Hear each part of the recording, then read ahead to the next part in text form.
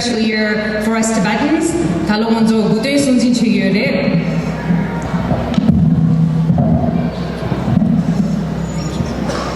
Talo 먼저 무대 손진 체시열에 만수 일라나메 배우티 지노 콘서 잡인 첨부초라 구샤니 두타와 토네 겹니 겐딩인데 군제 소베 군제 넘버 미모 넘버 아니 미세 먼저로 쉥게 넘버 삼디 다시 델레 슈아이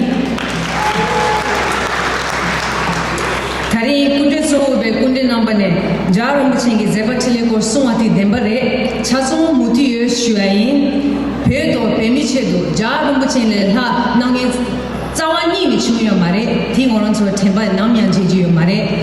Ta lo gemba so ena thi kengi yore. Ine yo ngoron so lo chuan so thi ha khoya de be masigi ke chumbu cha de yore. Thi indi thari nge de jarum chinge zeba thile do chuju gondu ji loju dordu chik inke ton ma shucho bachis shuai. I would like to speak directly to the youth gathered here today. I want to speak about a chapter of our history without which none of this would have been possible.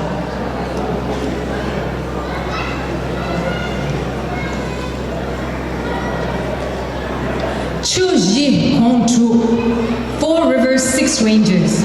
We're not just invoking a historical name. We're speaking about people, about choices, about courage, about sacrifices, and about why we are standing here today.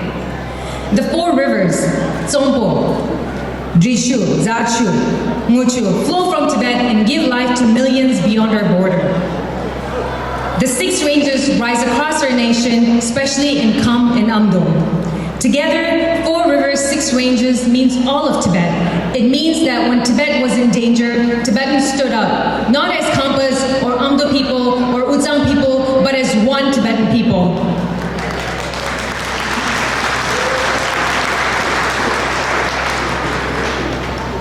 In 1950, when the Chinese army invaded Tibet, history is often told as if the Tibetans simply ran away. That story is painful, and that story is false. Before exile, there was resistance. Before refugees, there were fighters. And before silence, there was courage. From 1956 to 1958, ordinary Tibetans, nomads who knew the mountains, farmers who loved their land, and monks who had taken vows of peace, picked up arms because there was no other choice.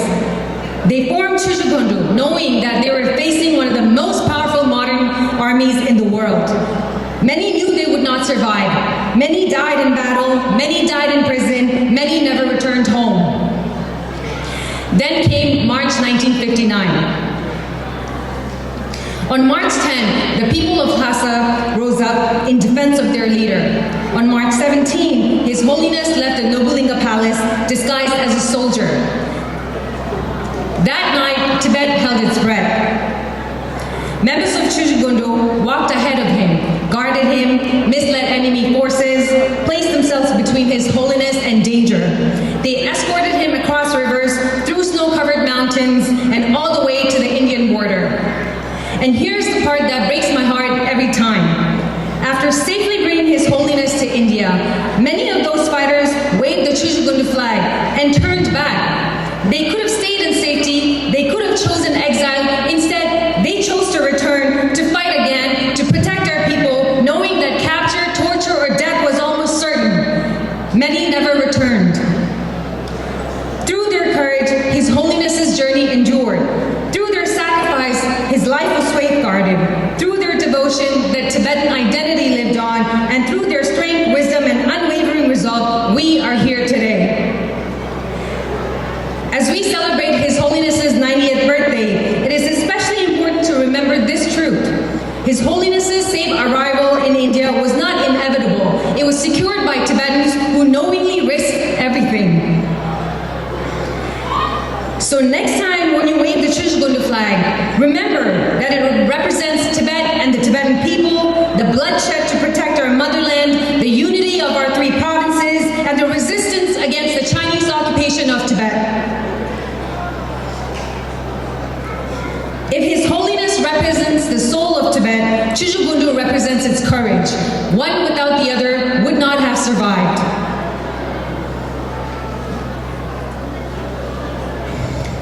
Today, as we celebrate Buddha, I speak Tibetans of my generation, I was born into exile. I didn't grow up in a free Tibet walking freely in a free Tibet. Yet I have always known Tibet because His Holiness carried Tibet with him into exile, and he carried us with him in his heart. Let us pause and truly reflect on one fact that should shake us all. His Holiness lost Tibet at the age of 24. Many of you in this room are that age or close to it. At 24, he lost his homeland. At 24, he became a refugee. At 24, he took responsibility for an entire nation. So I ask you, especially the youth here today, what are you doing at the age of 24 for Tibet and Tibetans? What responsibility are we willing to take on? What sacrifices are we willing to make? His Holiness is not only a spiritual leader, he was and remains a freedom fighter and an activist for Tibet. Not with weapons, but with truth. Not with anger, but with conscience. Not with violence, but with non-violence. In exile, he could have chosen bitterness. He could have called for revenge. He could have disappeared into history. Instead, he chose leadership. He rebuilt a nation in exile. Our schools, monasteries, democratic institutions, and our dignity. He taught us that even without land, we must never lose our values.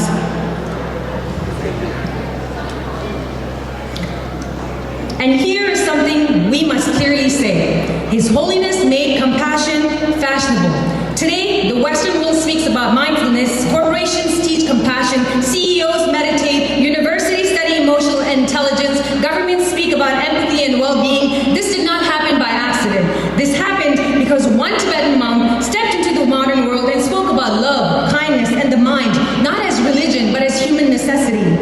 Long before mindfulness became an industry, His Holiness lived it. Long before compassion became a slogan, he practiced it.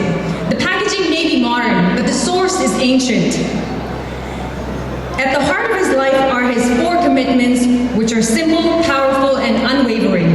As a human being, compassion first. As a religious, harmony, not division. As a Tibetan, protect our culture, no matter the cost. And as a global citizen, share wisdom for the benefit of all. Short lines, lifelong vows, a blueprint for humanity. Before I conclude, I want to return once more to Chujigundu. They did not fight for recognition. They did not fight for the history books. They fought so that Tibet would live, and so that His Holiness could live to guide us. Many of their names were not recorded. Many of their graves were not marked. But their sacrifices live on every time we speak our language, practice our culture, and gather like this today in freedom. I was able to attend a couple of the dress rehearsals before today's event, and I was truly moved by the amount of people gathered and to witness the extraordinary efforts behind the scenes into making this event a success. As an organization, Dokam Chujigundu Canada plays a vital role in the preservation of our rich culture and tradition. The annual cultural show we will see very shortly is world famous, and the performance on Lingesar is so unique and spectacular and unlike anything we've seen before. And if I'm not mistaken, I think we have the youngest Tsotso ever for the organization. So that's very exciting too. And I would like to thank the members of Chujigundu and all the volunteers for everything they do to preserve our culture, to ensure that our culture continues to thrive in the free world. Let me wrap it up by saying this. In celebrating His Holiness's 90th birthday, I realized this. His greatest legacy is not written in books or carved into stone. It lives within us. It lives in how we treat others. It lives in whether we stand for justice without hatred. It lives in whether we take responsibility, especially when it is difficult. Today, that responsibility rests with us. The question His Holiness silently asks each generation is simple. Will you carry this forward? May we be worthy of His sacrifice. May we be strong in our compassion. May we act not tomorrow, but today.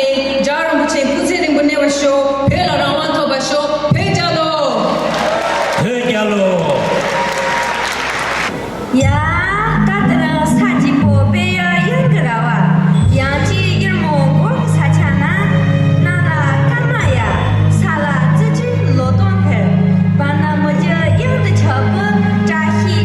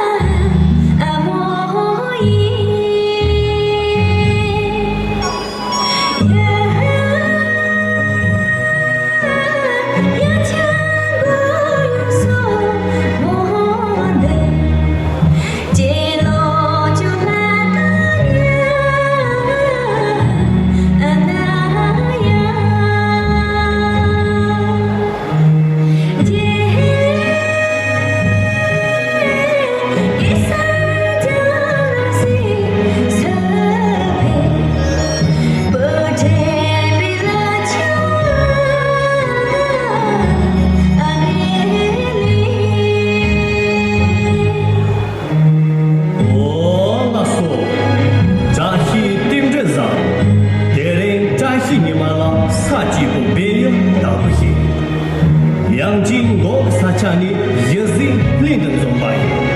Dahi Dimdre Duzala, Dimdre Lali, Dendayo. La la la la moli, ta la la mo ta la li, sa de be ye a be ye mo go ke sa cha la, ra lo dong ba pa yi re, na ra zang li.